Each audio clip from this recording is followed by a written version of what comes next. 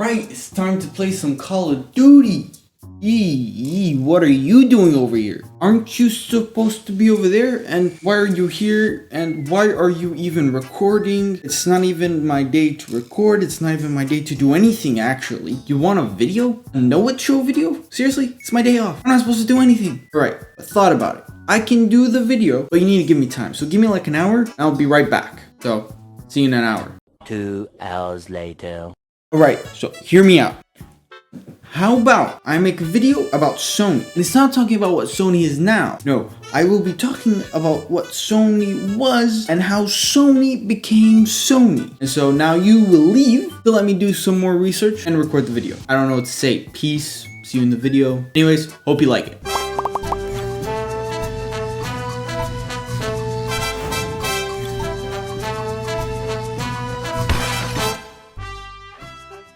Welcome, my dear viewers, to another Know It Show video. In September 1945, World War II had just ended, and the troops that were fighting in World War II went back to their homes. One of those troops was a young man named Masaru Ibuka. Who is Masaru Ibuka? You see, Masaru was born in Nikko City, Japan, and was fascinated with making things, or fixing them, or even taking them apart and then putting them back together. To the point where when he went to university, the School of Science and Engineering in Waseda University, he was nicknamed the Great Inventor. And when he graduated in 1933, he started working at a film processing place that would process movie films. But wait, if he's a great inventor, then why is he working at a film processing place? Well, you can't really expect great things from someone that had just graduated from college. You need to give it a little time. Like how you need time to watch this video. Anyways, World War II starts in 1939, and Masaru was sent to the army. The problem with him going to the army is he can't fight. He's an engineer, and so he becomes the defense contractor of the Japanese army. He helped design weapons for the Japanese army, and one of the weapons that he created was a heat-seeking missile for the army. He stayed having this job until the end of World War II in 1945, so right where we started at. And now that he returned to Tokyo, he found a problem that needs fixing. That problem was that the people in Tokyo wanted to hear the news around the world, but they can't. Well, why can't they hear worldwide news? Don't they have radios? They did have radios. The radios that they had was either one, broken, or two, they had the shortwave unit disconnected. Now, why did they have the shortwave unit disconnected? Well, you see, the Japanese police during World War II thought that the people that they were fighting against would send propaganda through the radio, and so they just removed the shortwave unit. And so Masaru saw this problem and he fixed it. How did he fix it? That is a good question. And he fixed this problem by opening his own company, the Tokyo Telecommunications Research Institute. In this small facility with his friends, they would fix the damaged radios and also replace the shortwave units. What they actually did was they made their own shortwave adapters or converters. And this product actually changed the way people see radios, because now the radio is more powerful and there is a lot more waves. And it turned a regular medium waved radio into an all-wave receivers. Everyone in Japan wanted this. Masaru was so determined in succeeding in this new field that he would pay his workers using his own savings just to make them stay at their job. And his savings was just going down and down and down. And when his sales started to increase, he was very happy because now he doesn't need to spend anything from his pocket. Well, he does, but not from his savings.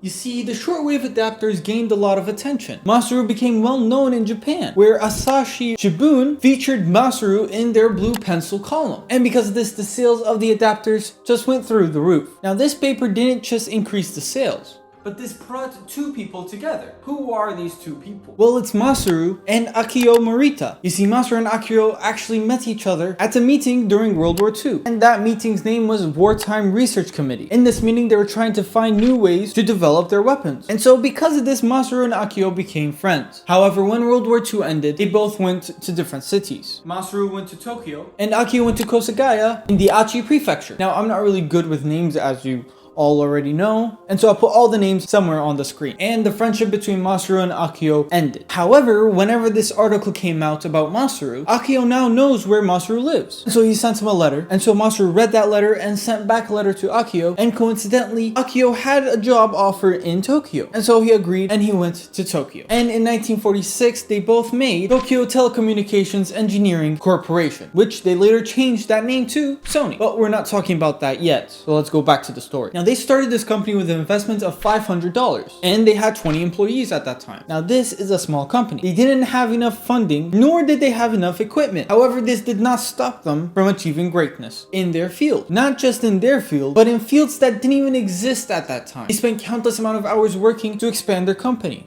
You see, they were working really hard to make something that can differentiate them from other companies. They needed a product that no one was thinking about. They spent countless amount of hours thinking about this new product. However, before trying to make something new, they needed something to hold them together financially. And in comes NHK, or the National Broadcast Station, to the rescue. You see, NHK wanted to convert military use wireless equipment into relay receivers for broadcasting applications. Because during World War II, the NHK broadcasting facilities were damaged and they needed to fix this. And so they were fixing the buildings and asked Totsuko to help with the wireless receivers. Wait, what's Totsuko? Totsuko is the company that Masaru and Akio made. Now, NHK could have gone anywhere, but they chose Totsuko. Why is that? They chose Totsuko because of two reasons. Reason number one, the companies that worked on wireless receivers are usually in a strict contract and they can't really work with any adaptations that they need for the design. And reason two is, of course, financially. Their budget was kind of limited. So they started working with NHK and it was the beginning of a great connection. Get it? Connection, wireless receiver, get it? Oh!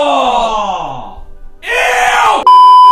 So far, life is good with Totsuko. And if you know me, you know when I say that, it's not. Because they were facing a problem. The owner of the warehouse that they were renting from wanted them to leave. Now, why would he want them to leave? You see, during that time, Japan had a limit to the electricity consumption. And well, Totsuko didn't really care about that limit. But the owner of the building did. And so he told them that he wanted them to leave because he wanted to start his own business. And he needed the space to work on it. Now, both Totsuko and I knew, and now you do too, that that's not really the reason. The reason was the electricity consumption that they were using. And he was scared that the electricity would just cut off. He kind of has a point. So they left, but there was kind of another problem. They couldn't find a new warehouse quick enough. And so they went to different places to work at. And so they went out to seek a new warehouse. However, this search was very painful for them until they found a good warehouse to rent. And that warehouse was at Gotenyama in Shinagawa. Again, I'm not too good with names, and so I'll put it somewhere on the screen. Everyone at Totsuko loved this new building. Now, it wasn't the best building, neither was it the worst, but it was just right for Totsuko. And they started their journey of changing Japan.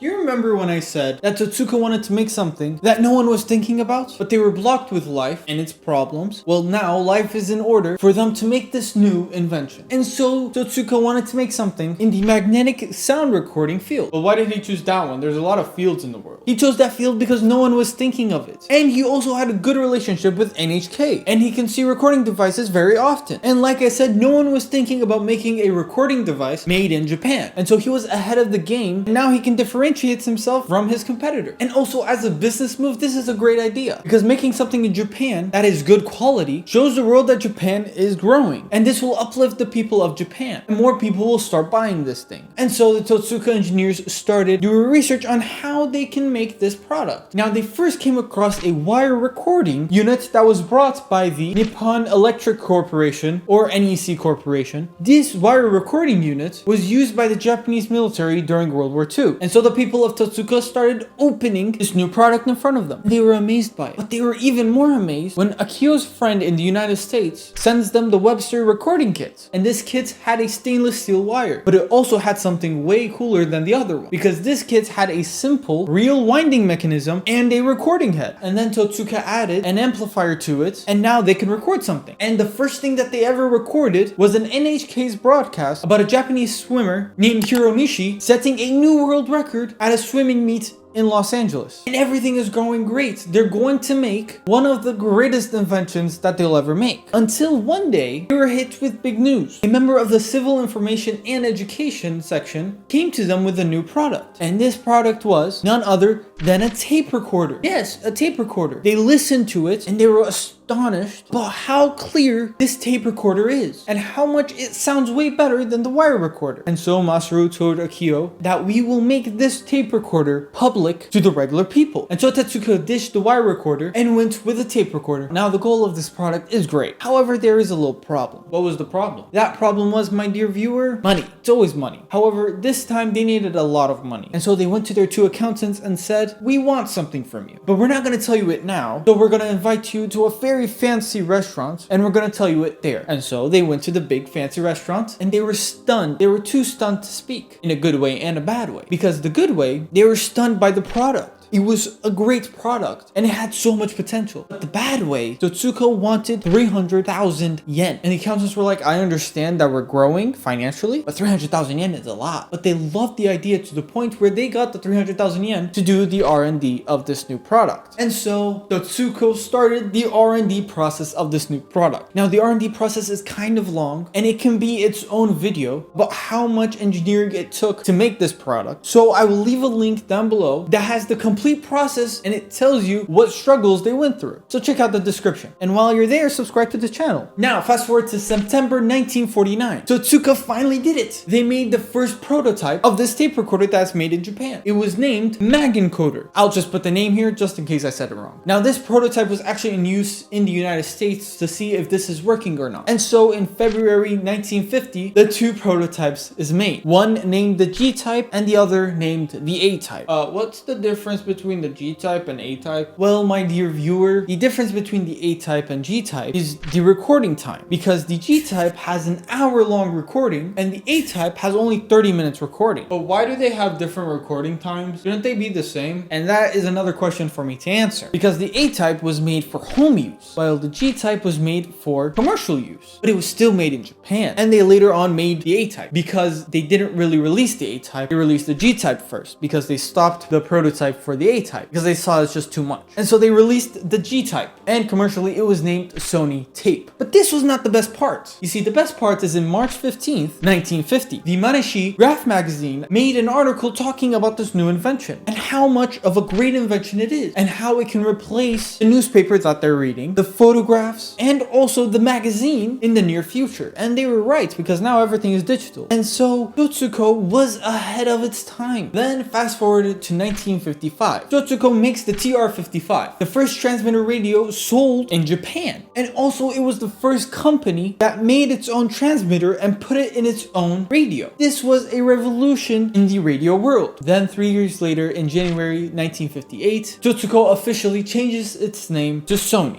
Why did they change the name to Sony? Yeah, and what's the use of Sony? Like, why is it Sony? Is there like a meaning behind it? Your questions are getting on my nerves. Of course there's a meaning. You see, Sony is actually a Latin word for sound, sonos. And they changed it to Sony because they wanted something that the world can remember. Totsuko is a very Japanese name. And so they thought by making it Sony, it's an international name. Clever idea. Just like how in the 1960s, they made the very first portable television. This was just the start of Sony making revolutionary products. Just like in 1995 when PlayStation released the PlayStation 1. Changed the world, really. A lot of people loved the PlayStation 1. It was revolutionary. It changed a whole generation. And the PlayStation became an icon in the gaming world with Xbox. And because of this, they became relevant still to this day. Now, yes, it wasn't just because of the PlayStation that they're relevant, but the PlayStation helped them stay relevant. And they used that to their advantage. And now Sony is one of the biggest brands in the world. Now, this might sound a little cliche, but I have to say it. You see, Sony never gave up when times were bad because they really faced bad times. However, they moved on forward and never said never. And that is the reason why Sony grew and grew to the point where they are now. And well, now you know it. And my job here is done. And so see you in the next video. Subscribe to the channel, take a look at the description, and peace.